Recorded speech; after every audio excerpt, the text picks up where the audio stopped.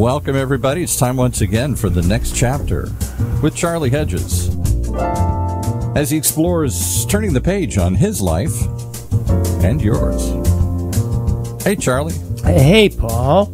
You know, I've got to tell you, we truly have a special show today. Our fascinating guest is a game changer in progressive psychiatric treatments to manage mental health issues like anxiety and depression and ADHD. Dan Karlin is the chief medical officer of a company called MindMed, whose mission is to improve patient outcomes by, check this out, by unlocking the full therapeutic potential of psychedelics and other novel therapeutic targets. Yes, today the show is all about psychedelics and improvement in mental health. Now, as a hippie in the 1960s, it's not like I'm unfamiliar with LSD and psilocybin, so I have plenty of questions and Dan has plenty of responses. Before we go on, I just want to say a bit about our guest. Dan Karlin joined MindMed as a chief medical officer in February 2021 following MindMed's acquisition of HealthMode, the company Dan founded and led as CEO. Prior to HealthMode, Dan served as the global clinical lead at Pfizer. He is a board-certified psychiatrist and expert in addictive medicine. In other words, Dan Karlin knows his shit. So let's bring him on and see what Dan has to say. Dan Karlin, welcome to the next chapter with Charlie. Hey, thanks so much, Charlie, and for that incredibly flattering introduction, though I worry that the more I'm supposed to know, the more I realize that I don't know. So I'll have responses for sure. I may raise more questions than I'm able to answer. You know, it's funny that you would say that, because as I was writing this, I said I have questions and Dan has answers, and I realized that's not true. I have questions and Dan has responses, because there are truly no real answers as yet. We're still in the research and understanding the discipline so much better. So there's responses, there's things to talk about, and that's what you're bringing up, and I think that's excellent. Now, let me tell you where I'd like to begin.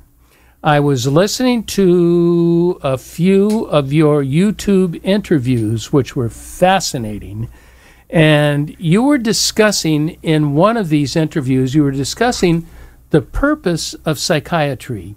You, or it may have been another guest, but I think it was you, said that the goal of psychiatry is a rich interior life.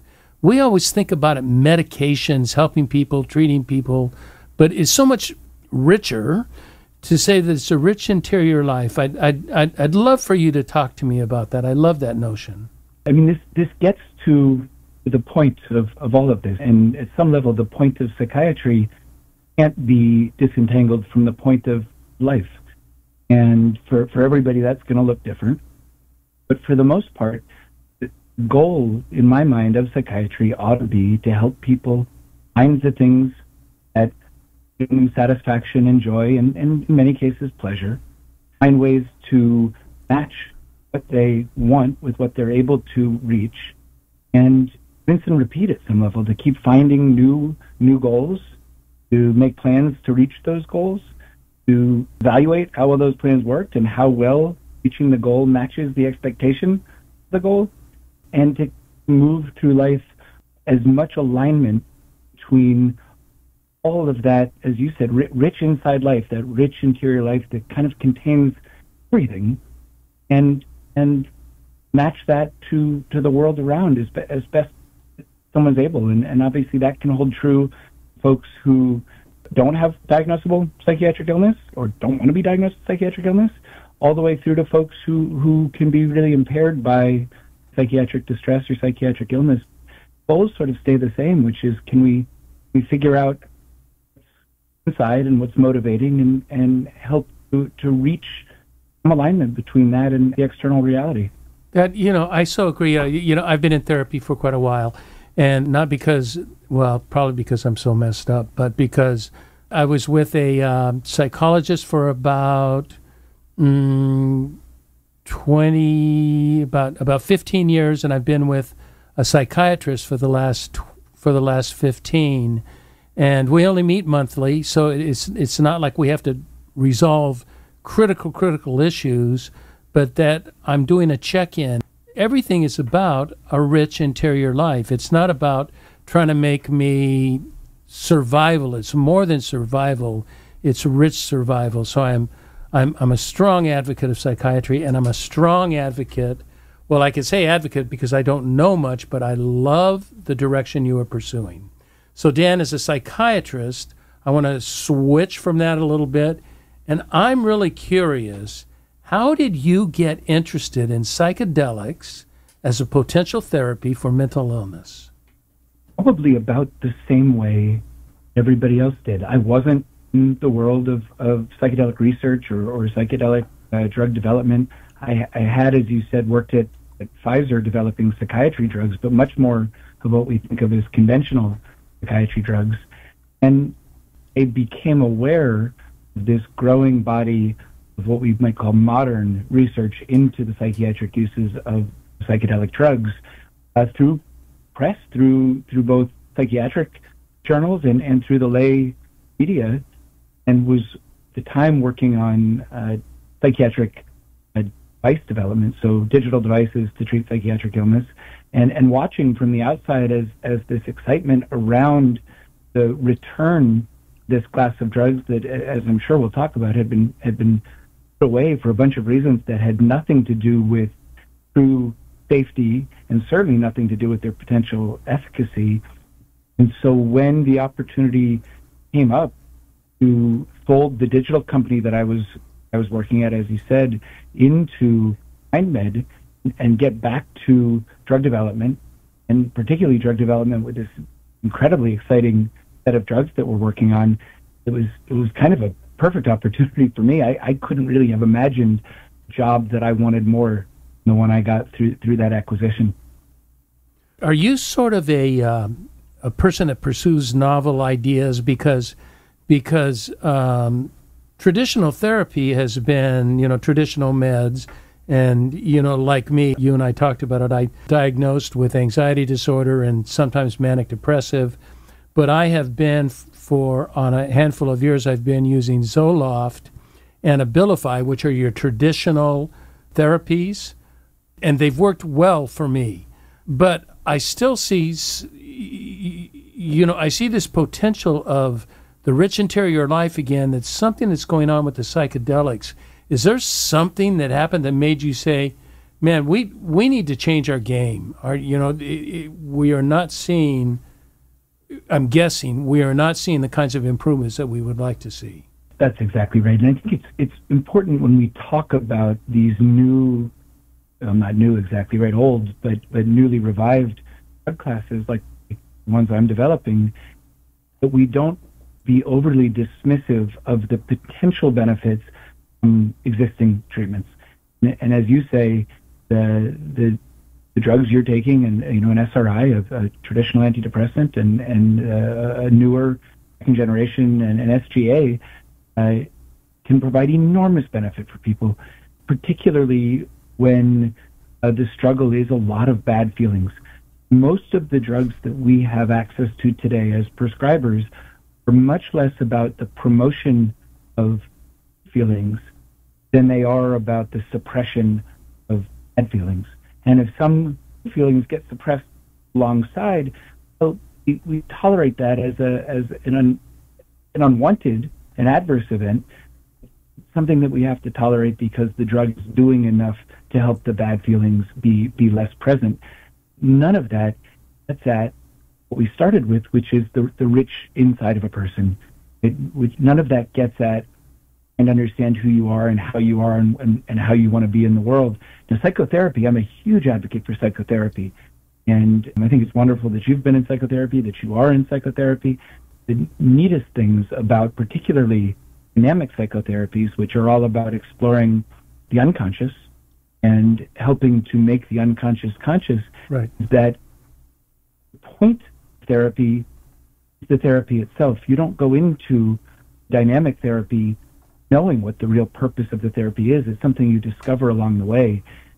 And what has happened in or to, or even I would say from psychiatry, is that so much of the opportunity to do good psychotherapy isn't in the hands of psychiatrists for a number of reasons that if we want to get into, we certainly can, that psychiatry has very much become a specialty, particularly when treating patients who can't pay out of pocket, and most can, specialty of prescribing medicines that, again, can be really wonderful for some people, leave many people not feeling as well as they possibly could. So if they were to come onto the market, would psychedelics be less expensive than the traditional, Zolofts and I can't even Lexapro and whatnot? Would they be less expensive than that, or do you find them on the same? They'd be on the same level. So drug pricing is complicated, and I think that question actually opens the door to a more interesting question than drug pricing, which is value. And which is what? What was that? The value. Oh, okay. Yeah. So generic SRI antidepressants, the drug itself is very inexpensive, as many generics are. The cost of untreated or undertreated or drug that isn't tolerated because of side effects, well, now we're starting to talk about costs of an individual, to an individual's caretakers, to their family structure, to their social networks. Certainly, what always comes up is cost in terms of lost productivity at work. But, while drug pricing for these things is yet to be determined, we certainly anticipate that we will be able to make the case for value, and that our pricing of the drug and with the services that will need to go around the drug will be consistent with the amount of value we can demonstrate to individuals and to structures that surround them, including societal benefits. Yeah, and we're a ways away from that, aren't we? Until, we've got to get FDA approval and all. Who knows what all. I'm just saying FDA, there's tons of things that you have to do. So we're a bit of ways away from that. But it seems to me, is that right, that we're a bit of ways from that? Yeah, so certainly from commercial availability, there are a few drugs that get lumped into the class. So there's a development right now happening of MDMA, which is being developed for the treatment of PTSD when given alongside psychotherapy, so sort of as a psychotherapy enabler. Mm-hmm. That may be submitted to FDA by end of this year. So we're not terribly far from starting to see first agency actions on submissions of these drugs that, again, are while MDMA is a different class than the classical psychedelics, it's called an empathogen or an entactogen. There's a psilocybin development program in treatment-resistant depression that is entering phase 3 now. And then our development program of LSD, which we call our proprietary formulation, MM120, we've announced that we finished dosing a phase 2 study of MM120, and we'll have a top-line readout by the end of the year. So these things are certainly moving forward, but we are still a bit away from commercial availability. But I think one absolutely critical point about this is each of the entities involved in developing these drugs, if we've done our jobs right as I see them, these are going to be products that are available to folks who need insurance to pay for their treatment. So for us to do this well, we need to be sure not only that we get regulatory approval from FDA and potentially other worldwide healthcare authorities, that we've done the necessary value demonstration to ensure broad party payer coverage. I'm thinking we have, especially those of us who have gone through several generations, we have sort of preconceived notions of LSD and psilocybin and, I don't know what else we took. We took anything that was available. But as I perceive you as a compassionate researcher and a doctor that wants to help people, and that is your primary goal, is to help people suffering from mental illness to have a rich interior life. I'm probably going to use that a lot. So I'm wondering, Dan, how do you deal, because there's so much around LSD, for instance, how do you deal with the pushback to using what so many people regard as a dangerous recreational drug? They don't see it in its medical aid. Yeah, this is a question that while I can answer, there are folks braver than I started doing this new body of research way before I got involved, who are the people who deserve the lion's share of the credit for the normalization of the idea that LSD and other drugs that have, for the last 60 to 80 years, been considered potentially dangerous and considered recreational. Now, what that means is an open topic, because in general we support recreation, so it's strange that we use the recreational label specifically for drugs to mean bad. But, we don't like shortcuts to happiness in general. This is sort of the Puritan ethic, right? That happiness has to be earned. Yeah. We're not allowed to have shortcuts to happiness. Good point. Pushback, as much as I've experienced it, is mostly in the framework of, that sure seems weird what you're doing.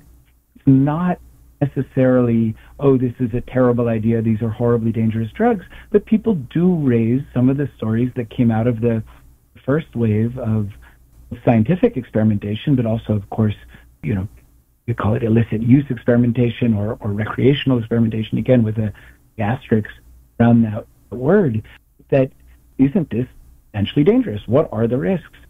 And nice thing that we know about LSD, specifically as the drug, again, that is the one that I'm developing, is that physically, this is a very safe drug in the doses we're talking about, and in fact has a very wide therapeutic window before it causes any sort of physiological or physical toxicity. Then we get into the question of psychological safety. So can this very intense experience lead people down a bad path, and then the so-called bad trip? And certainly there's anecdotal evidence of bad trips, and there's even some evidence that in the clinical setting people can have challenging experiences, though this truly bad trip thing doesn't really seem to happen in the same way in controlled environments as it does in the environments where people were out in the world in essentially chaotic, confusing environments. So what we know is we've got a safe drug that can be administered safely in clinical settings, and it's incumbent certainly on me and on all of the other medical leadership at every company working on these to conduct development programs, respect the potency and psychological power of these drugs, and develop them in a way, and I say this often, that everything else about my development program, beside the fact that we're developing this drug that has so much cultural cachet and history, ought to be about as boring as possible. That our clinical trials and everything we do ought to be to put this really exciting drug in a very familiar, boring wrapper. Yes. What I'm thinking is that you take back in the days when I wasn't experimenting, I was using LSD. You were talking about dosages, and the dosages that you're using now are safe, controlled, and you have control methodologies all around them, people with the users. But back in our day, we had no idea of a dose. We'd take a tablet or take something that we sucked on or licked or whatever. We had no idea what we were taking, and we were probably taking enormous dosages.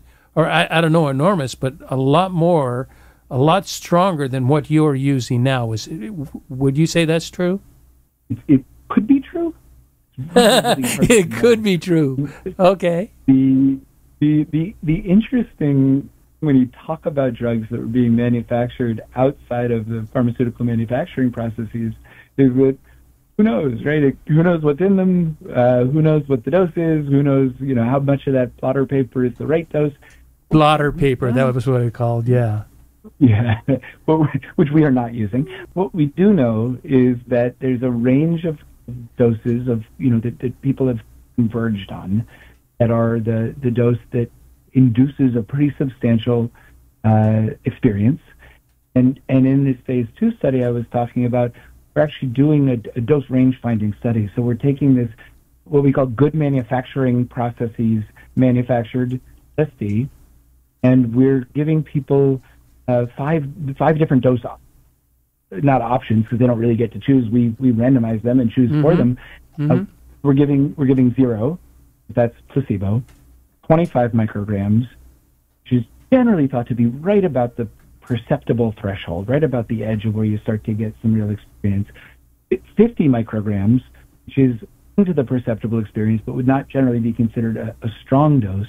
100 micrograms, which is a pretty normal, have an LSD experience dose, and then 200 micrograms, which is a substantial dose that will induce a strong psychedelic experience in most people. At what dose does hallucinogenic properties come about? Is it at the higher doses? Is it at the lower doses as well? Certainly at 100 and 200.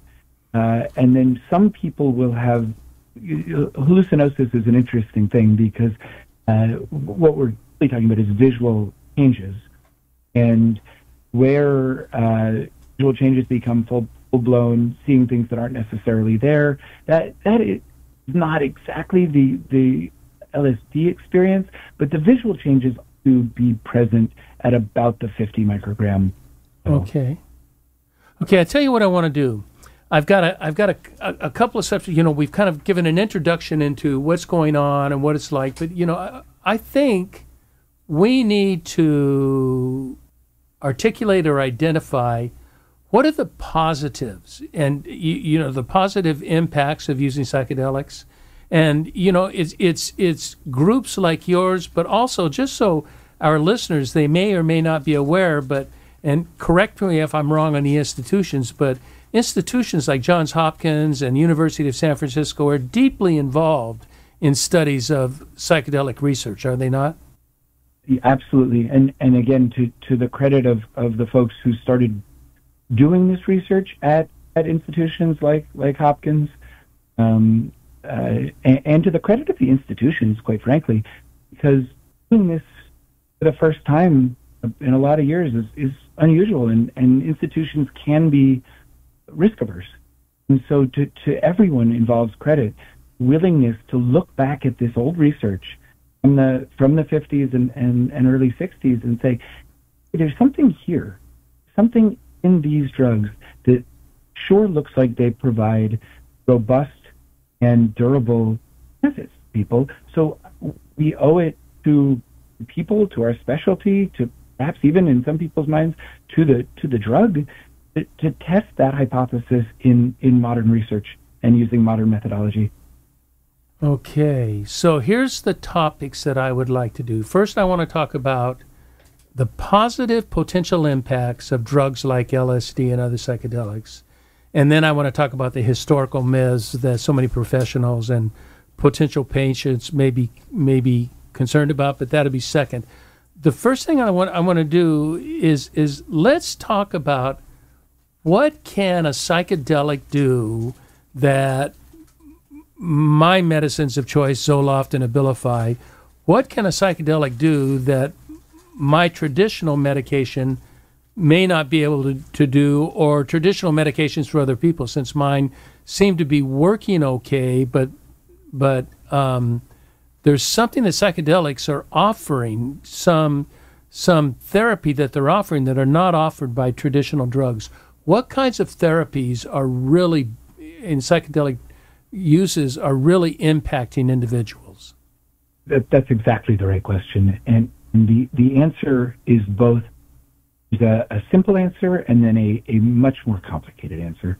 The simple answer is a single, say, LSD for someone with generalized anxiety disorder appears to produce a very rapid and robust improvement in anxiety. And that a single dosage? That's what we're talking about here is a single dose. And And in many people, in the research that's been done, even a single dose can produce within a day or two of the session improvement, and quite robust, and it sticks around for, in some research studies, 6 months to a year in some people. And so what we're talking about is something that maybe in some folks, repeat dose subsequently will produce continued improvement or more robust improvement. That we're talking about a drug that really does only have to be taken intermittently at most, and that produces real lasting change. Now that's the easy answer. No, and I want to question on. I have a question on that easy answer. Are these monitored? When they're taking this, are they with professionals? Are they on their own with their friends or with their spouse, or is this something that's done clinically? Right. In our development program, in the trials, and our intention for real-world use, if and when approved and commercialized, is that this is done in clinical settings. They're not what you might think of as a normal clinical setting. These clinical settings look a lot more like a comfy therapist's office than they do like an exam room or a hospital room. The goal is for the person to be in a place that feels safe and comfortable, and for all of the FDA-facing studies of these drugs, like our studies, they are tended to by two dosing session monitors, one of whom has to be a licensed therapy provider. Now, in our work, it's not what you might call dyadic therapy. So the therapy between two people isn't happening, but those monitors are there to ensure the person is safe and comfortable. And if they get hungry, they can have a snack. And if they need to go to the bathroom, they have someone to help them get there. And if they start to get a little anxious about their experience, there's someone there to remind them that this is drugs. This is something that these drugs can do and won't go on all that long. And so while you're having the experience, it's okay to lean into it and just see where it takes you. And you're safe. What is the duration of an experience? Is it 2 hours, 8 hours, 4 hours? That is one of the questions that we are trying to answer in the current study.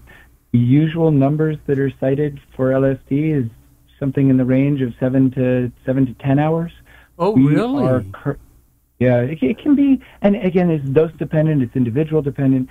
One of the experimental questions in our phase 2 study is, what is adequate duration of someone staying in the clinic to be sure that they're safe and that they've gotten through the experience and that they're ready to leave. And just as you would say with a surgery where you had anesthesia, we make sure folks leave with a trusted companion to take them home. We don't want folks hopping in the car and driving or anything after this experience. But that's the sort of duration that we're probably looking at. But if you ask me, if the study has read out, we'll have a whole lot more information around duration.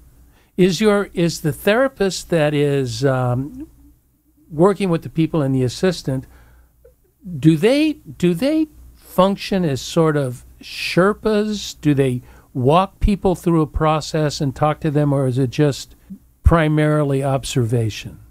This is an excellent question, and it's one of the cruxes of the current research paradigm, which is, what is the role of psychotherapy as it relates to these drugs? And this actually gets to, try to keep me on the easy answer, but you got to the more complicated answer inadvertently, which is, we don't know what the mechanism of healing is from psychedelic drugs. And now that's okay, because we don't know the mechanism of a lot of drugs that we use in psychiatry and a lot of drugs that we use in medicine in general. Bodies are incredibly complex. The way that our bodies and our brains being an extra complex part of our body, the way that our brains and bodies interact with drugs is still very much an area of active research, and we may never fully understand these things. But there are two postulates for what psychedelics are doing. One is that they work via psychological mechanism. By being in this altered state and having the experience of being in the altered state, someone's changed as a result of the experience, and that's the psychological mechanism. The other proposed mechanism is that So it's not the experience at all. The experience is sort of an unnecessary thing that's happening, but there is a downstream cascade of neurobiological signals that are happening that lead to lasting change. I think it's a false dichotomy. To my mind, almost nothing in medicine or psychiatry is a true dichotomy. So the answer is very likely that drugs work via both those mechanisms. But if they were to work via a psychological mechanism, one would then imagine that some sort of psychotherapy could further accentuate the psychological mechanism. If they work via neurobiological mechanism, psychotherapy might work better because of it. What we've done specifically in our drug trials is to, again, this is not a position on psychotherapy in the real world, a huge advocate of psychotherapy in the real world, but in our trials, we've reduced the role of the person in the room to what we call a dosing session monitor. Their job is not to plumb the depths of the person's psychology while they're having the experience, for that matter, before or after, but really to ensure that the person is safe and comfortable. You know, there's one last question I have on, it's not my last question of the day, but it's one last question on this idea. LSD and psychedelics, in my experience and what I've read about it, are highly sensual. You know, and I'm not talking sexual. I'm talking, you know, the five senses are keen and alert. Do you prepare an environment that provides those kinds of experiences on that sensual experience of sight and hearing? Because you hear differently. Music is not the same. It's a whole.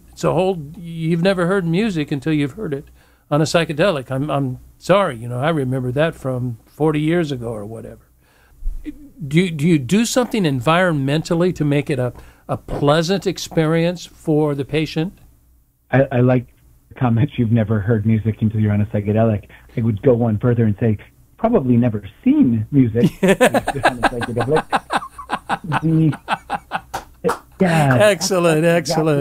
Excellent. Thank you. The goal of these rooms, which we call a dosing room or a session room, is that they are not like the usual clinical study site room. And so they have a place for someone to lie down, a couch, they have blankets, eye shades, they have a standardized music playlist that is at all the sites so everyone can listen to music as much or as little as they want. It's a pretty unguided experience. There are things that people can interact with. They can lay on the floor. They can lay on the couch. Most of the experience for folks is particularly, I'm still blinded to this study, so I don't know who or what. But the majority of these sessions are spent with folks lying down, usually with a blanket over them, with an eye shade over their eyes, with the music playing, doing whatever it is that's happening on the inside. So you have no blacklight Jimi Hendrix posters? To be fair, one of the ways we've tried to make this less interesting and more boring and more familiar to regulators and to payers and even to patients is to some of the psychedelia, as it were, some of the things associated with psychedelics. We've downplayed some of that stuff. Yeah, I'm teasing. I didn't really expect that. And obviously some of that, even the production of a cultural mode that led to those things was inspired by people taking the drugs, so that they can't fully disconnect psychedelia and the psychedelic experience, because some of that happens in people's heads and behind their eyes and all the other places they're experiencing the drug sessions. So, but we've tried to make it pretty normal and again sort of familiar, but familiar in that it's like a psychotherapy office more than it's like a clinic. Okay. So I was asking you, how do you see the future? We had a brief chat before the show, and I was asking you, what do you foresee in the future? And you gave me a very interesting response, and you said, right now in the community, there is, I like this, I put it in quotes, a measured hopefulness. There is hopefulness, but there's a measured hopefulness of using psychedelics as a medicine because it's still in the trial phase. final question on this. What can psychedelics do that current medicines fail to do? Again, exactly why we're here, right? So I think many of us would describe ourselves as hopefully, or measuredly hopeful, I think is probably the right way to put it, measured hopeful. And that's because new things, and particularly new things that were old things, and that, again, have the history and both the baggage but the historical promise of these drugs, generate an enormous amount of hype and sort of this sense that we're developing a panacea that will cure all the ills of the individual in the world. And that's probably not this is, and I don't think we're well served by overstating what we know, or overstating beyond the evidence what the benefits can be. So the potential world we could live in, I think, is where a patient who's in distress, really a person who's in distress only becomes a patient because they go to see the doctor, right?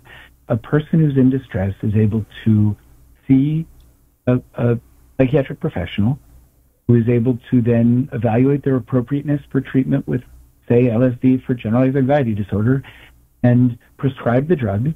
The person is then able to be given the drug in a safe and supportive environment, essentially by someone who's already providing them psychotherapy or someone who might provide them psychotherapy in the future, and that as a result of taking the drug, they quickly feel a lot better, and that better feeling sticks around for a while. What a while looks like is something we're figuring out through the research now, but in our current trial, we're following folks after a single dose out to 12 weeks. Subsequent research and research being done by others is looking out to 6 months or a year. We've seen academic studies that have looked that long. And again, this is about enriching positives, not about solely the suppression of negative feelings, but it's about folks being able to either get back to life that looks the way they want it to look, or to find life that is more coherent with what they want their life to look like. Yeah, I love that, because, you know, the objective that I'm hearing from you is truly improvement and change and coping mechanisms with life as we know it. And so I'm thinking a kind of different direction on our discussion here. If psychedelic therapies are so effective, it seems to me that they should be available to more patients. Now, I know we've got, you know, all the research and the legal stuff and the governing boards and all that. My guess is, and that's from a perspective of a 1960s and 70s hippie, it seems to me that you might have to begin by demythologizing the drugs. LSD has so many past historical stories and myths that abound that make so many people, you know, we think LSD and we think Timothy Leary, you know, tune in, turn on, and drop out. You know, which was, you know, just his take on it. But you've got to debunk that. That has to be demythologized. Is there any concerted effort in doing that, or do you just hope to do it by showing that these actually work and are better? It seems like that's a barrier that's a very difficult barrier. Yeah, and again, this is you're hitting the highlights of the work that we are doing, that we have to do. What the folks like the Tim Learys of the world noticed about these drugs when they took them, when they became evangelical about them, is that they're very powerful. And that power, in part, led them to be scheduled around the world and become inaccessible to researchers, and become, as you said early on, these sort of, you know, dangerous recreational illicit drugs that were being used for all sorts of purposes by all sorts of people in all sorts of ways that were not. And again, there are folks who certainly feel different ways about medicalizing substances like this, that they were not available medically. And so it's incumbent on us to continue to do the research to show that they can be safe and effective, but also to to demythologize a little bit, to make sure that the histories of these drugs are accurate and not overly informed by the political purpose that was used to make the history. And we're talking about drugs that were being used by both sides culture, right? The counterculture was using LSD, and whether that was something that came to them on their own or was being used to suppress them, we don't know. Folks trying to suppress the counterculture were certainly having their LSD experiments, and so all of that was to serve a purpose other than the purpose that we have today, which is to say individual people are suffering. The world is a tricky place to live. We're bombarded by messages of fear and danger, even as, with some tips, and certainly we're experiencing one over the last week and over the last few years, a different longer-term one. The world feels scary. The world does not necessarily seem like anyone's coming to help you. And the purpose that we have with these incredibly powerful drugs today is to try to alleviate suffering as controlled a way as we can to ensure that soon to be, if we do our work right, medicines. Such honorable goals. What we have listeners that are going to say, I'm in a state and, I've been trying traditional therapies, traditional meds, and, I'm still suffering from something that these psychedelics may be able to help me live a rich interior life. What alternatives do they have, Dan? Is there anything they can do other than just read about it and hope that the FDA approves it? To get these medically, right now it's still a waiting game. Participate in research is always an option. The thing that everyone needs to go into participation in research with eyes open to is that most research is randomized clinical trials, and that means you may or may not the thing you hope to get. So the thing I would suggest, though, and this is something that I find myself saying often, is keep trying. No one has tried everything, and that's particularly true when it comes to psychotherapy. I have one universal piece of advice for folks who are in therapy, which is if there's something you would say about your therapy, so if you find yourself saying something about your therapy to someone who's not your therapist, you should also say that thing to your therapist. Therapy only works if you bring anything about it into the room. It particularly goes for feelings that you're having about your therapist. If you would say it to your friend or your spouse or your coworker or whomever it is you're talking about your therapy to, get into the therapy. That's the point of therapy.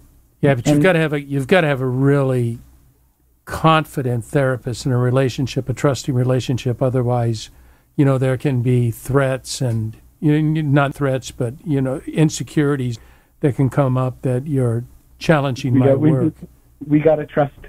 You can't trust your therapist to sit with your feelings. What the hell are you doing with them? A new one. Yeah. Okay, look, I've got just two brief questions and we're going to close, and these are like, what do they call them? Rapid fire questions, but they won't be quite so rapid fire. But I am really curious because I have, at 74 years old, I have a handful of people, 25 to 35, maybe 40, and I play sort of an elder role in that, and not as proscriptive or prescriptive, just sort of trying to offer practical wisdom about, have you thought about this? Have you thought about that? Here are a handful of things that have helped me. I'm not sure about you, but, so I get close relationships with them, and I am finding in my groups of people, now, it's a certain cultural group of people, but the use of especially psilocybin is extremely high, that they will use it, they're using it for therapy, and they're trying to read along with it and use it therapeutically and try to microdose and work on that. And then at times, if they're going to go to a concert, they'll take a dose and enjoy the concert because music looks better and sounds better. But it's much more acceptable to the youth than it is to older people. Do you find that? I think that is true. And I think there are a few reasons for that, one of which is accessibility. Another is that drugs have become really dangerous. And that's largely because of fentanyl and other xylazine and other fentanyl analogs that have crept into the drug supply, not just of opiates, but also of stimulants like cocaine and amphetamines. So I think that folks are looking at these drugs both as essentially helpful to them, but also as a safer alternative to what might have been the substances of choice, where they're not this real risk that any bag of white powder could be a potential opioid overdose. Yeah, that's true. That's very scary. Okay, my next question. You know, it's becoming more and more used. I can't say popular, but what is your take on the so-called plant medicines like ayahuasca? Yeah, same class, right? So ayahuasca is a mixture of a psychedelic and a called an MAOI, prolongs the psychedelic experience and deepens it. There are lots of ways to use a lot of different substances, and they all carry different risk-benefit calculations with them. You don't have necessarily a formal position on any particular. Of course not. No, I didn't expect that. Or any particular way of using them, but I think that the rise in folks seeking these sorts of things and the rise in folks talking openly about it reflects back to the very beginning of our conversation, which is that people are suffering and they're looking for ways to feel better, to feel more like themselves, to feel more complete, to feel more in touch with themselves. And there are a lot of ways to get there. And I think folks are just seeking to feel better. Yeah, we are living in a culture of psychological suffering that is unparalleled, and we need something. We need additional treatments, and I applaud what you're doing. And now I have my final question. That's really a throwaway question, but I have to ask you because on one of the YouTube interviews, I think it was a co-host. You were being interviewed by an individual, and the co-host that said that intimated that Van Gogh used LSD. Is that right? Trying to think of the timing here. When did Van Gogh last until? I think it was the late 1800s. Did he go to the early 1900s? I'm not sure. I don't think so. So then it would have been extremely difficult for him to have used LSD. Oh, too bad, because his LSD paintings are so LSD-ish. Until the late 1930s. But it's certainly not impossible that he had access to some other psychedelic compound. These things have, the naturally occurring ones have been around through apparently all of human history. Oh, yeah, thousands of years, yeah. The modern interest in them really did start with Hoffman synthesizing LSD and then accidentally ingesting some and then on purpose ingesting some more. But the potential, the interaction, let's say, between creativity and the psychedelic experience is something that is clearly there. I would broaden that to say that the intersection between creativity and clearing out defense mechanisms and the ability to see oneself more clearly and to see the world more clearly is probably also very much real. Whether the psychedelic drug enhances creativity through some mechanism of its own or through just a clearer view of the world, I don't have an answer to that, and we might never have an answer to that. Yeah. And as we read, so many, and I'm thinking of the South American cultures, it seemed to be much more prominent. And it just seems like, there was use of it for, again, the richer interior life, understanding life more. It's fascinating. Dan Karlin, you are too cool. This has been so informative. I can't tell you how much you've enlightened me and our listeners on this. You are so good on this subject. Coming from you, take cool is about as meaningful as coming from anybody, Charlie. I really appreciate it, and how kind. I appreciate I appreciate the chance to chat with you, and I hope that for your listeners this has been informative. And folks can obviously there's a lot happening out there in the world of my work, and there's plenty to read and plenty of other ways to dig into this. So I hope that this stimulates some thought. How can people find out more about you? Is there a certain link or something that you want to go to? MindMed.co is the best way to learn about the company and about what I'm working on now. And .code COE things and CODE. Yeah. Okay, Dan Karlin, once again, thank you so much. I appreciate your time. I want to also thank our listeners for tuning in to the next chapter. And until next, this is Charlie Hedges signing off.